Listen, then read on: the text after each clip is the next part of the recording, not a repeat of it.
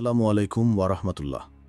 মানব ইতিহাসের পাতায় এমন কিছু ঘটনা আছে যা শতাব্দীর পর শতাব্দী ধরে মানুষের হৃদয়ে এক গভীর ছাপ ফেলে যায়।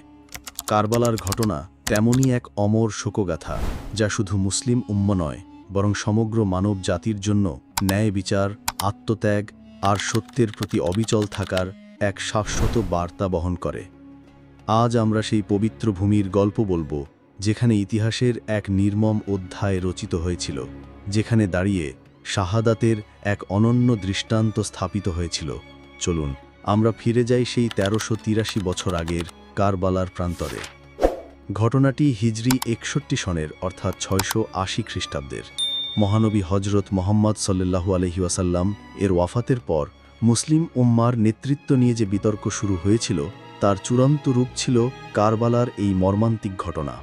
নবী সাল্লাল্লাহু আলাইহি ওয়াসাল্লামের ইন্তেকালের পর খেলাফত নির্বাচিত হয় খুলাফায়ে রাশিদিনের মাধ্যমে, কিন্তু চতুর্থ খলিফা হজরত আলী রাজিয়াল্লাহু আনহুর শাহাদাতের পর খেলাফতের পদ্ধতি পরিবর্তিত হয়ে বংশগত রাজতন্ত্রের রূপ নিতে শুরু করে।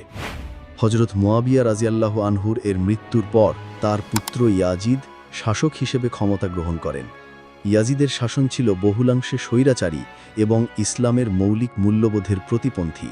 তিনি প্রকাশ্যেই অনইসলামিক কার্যকলাপে লিপ্ত হতেন, যা বহু সাহাবী ও তাবেইনের জন্য ছিল অগ্রহণযোগ্য। এমন পরিস্থিতিতে নবী সাল্লাল্লাহু আলাইহি ওয়াসাল্লামের দৌহিত্র হজরত আলী রাজিয়াল্লাহু আনহু এবং মা ফাতেমা রাজিয়াল্লাহু আনহার প্রিয় পুত্র ইমাম হুসেইন রাজিয়াল্লাহু আনহুর উপর ইয়াজিদের আনুগত্যের বাইয়াত গ্রহণের জন্য চাপ সৃষ্টি করা হয়। ইমাম হুসেইন রাজিয়াল্লাহু আনহু এই বাইয়াত গ্রহণ করতে অস্বীকার করেন। তার কাছে এটা ছিল ইসলামের মূলনীতি এবং নবীর সাল্লাল্লাহু আলাইহি ওয়াসাল্লামের আদর্শের সাথে আপোষ করা। তিনি জানতেন, ইয়াজিদের হাতে বাইয়ত নিলে তা ইসলামের ভবিষ্যৎকে কলুষিত করবে। তার এই প্রত্যাখ্যান ছিল শুধু রাজনৈতিক নয়, বরং আদর্শিক ও নৈতিক। তিনি বলেছিলেন, আমি অপমানিত হয়ে জীবন ধারণের চেয়ে সম্মানের সাথে মৃত্যুকে বরণ করে নেব। ইমাম হুসাইন রাজিয়াল্লাহু আনহু মদিনা ছেড়ে মক্কায় চলে যান। এ সময় কুফাবাসীরা তাকে চিঠি লিখে আমন্ত্রণ জানায় ইয়াজিদের বিরুদ্ধে তাদের নেতৃত্ব দেওয়ার জন্য। তারা প্রতিশ্রুতি দেয় যে তারা ইমাম হুসাইন রাজিয়াল্লাহু আনহুর পাশে থাকবে। ইমাম হুসাইন রাজিয়াল্লাহু আনহু তার চাচাতো ভাই মুসলিম ইবনে আকিলকে কুফার পরিস্থিতি যাচাই করার জন্য পাঠান। মুসলিম ইবনে আকিল সেখানে এসে ব্যাপক সমর্থন পান এবং ইমাম হুসাইন রাজিয়াল্লাহু আনহুকে আসার জন্য বার্তা পাঠান। কিন্তু পরিস্থিতি দ্রুত পাল্টে যায়। ইয়াজিদ কুফায় তার নতুন গভর্নর হিসেবে উবাইদুল্লাহ ইবনে জিয়াদকে পাঠান, যিনি অত্যন্ত নিষ্ঠুর ছিলেন।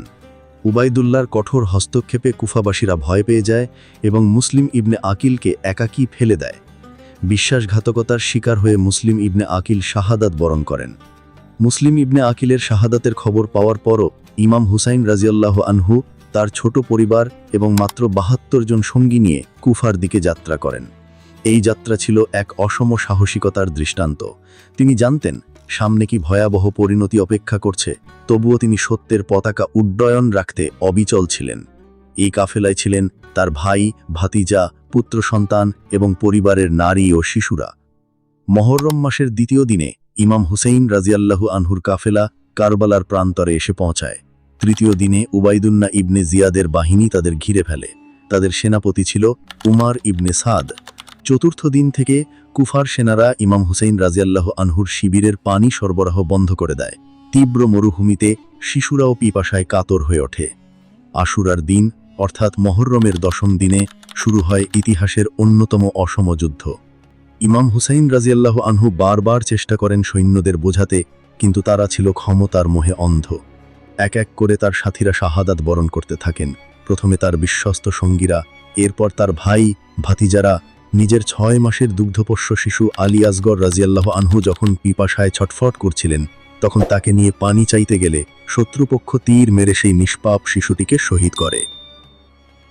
অবশেষে সমস্ত সঙ্গী ও পরিবারকে হারিয়ে ইমাম হুসাইন রাজিয়াল্লাহু আনহু একাকী যুদ্ধক্ষেত্রে অবতীর্ণ হন। দুর্বল ও পিপাসার্ত হলেও তার বীরত্ব ছিল অতুলনীয়। কিন্তু শত্রুর বিশাল বাহিনীর সামনে তিনি একা কতক্ষণ টিকে থাকবেন? অবশেষে তিনি শাহাদত বরণ করেন। তার শির মুবারক দেহ থেকে বিচ্ছিন্ন করা হয় এবং তাকে নির্মমভাবে শহীদ করা হয়। ইমাম হুসেইন রাজিয়াল্লাহু আনহুর শাহাদতের পর শত্রুপক্ষ তার শিবির লুট করে এবং নারী ও শিশুকে বন্দী করে দামেস্কে ইয়াজিদের দরবারে নিয়ে যায়। এই বন্দিত্বের পথ ছিল অমানবিক, কিন্তু এই শাহাদাত ও বন্দিত্ব বৃথা যায়নি। কারবালার ঘটনা ইসলামের ইতিহাসে এক গভীর ছাপ ফেলে যায়। কারবালার শিক্ষা: ন্যায় বিচারের জন্য আত্মত্যাগ।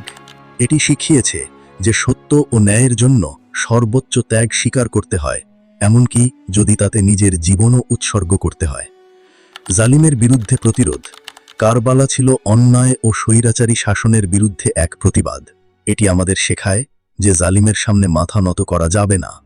নীতি ও আদর্শের শ্রেষ্ঠত্ব: ইমাম হুসাইন রাজিয়াল্লাহু আনহু তার জীবন দিয়ে প্রমাণ করেছেন যে নীতি ও আদর্শ ক্ষমতার চেয়েও অনেক বেশি মূল্যবান।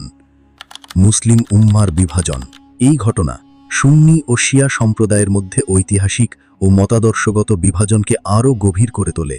শিয়ারা ইমাম হুসাইন রাজিয়াল্লাহু আনহুর শাহাদাতকে তাদের আত্মপরিচয়ের কেন্দ্রবিন্দু হিসেবে দেখে এবং প্রতি বছর মহররম মাসে এই শোককে নতুন করে স্মরণ করে।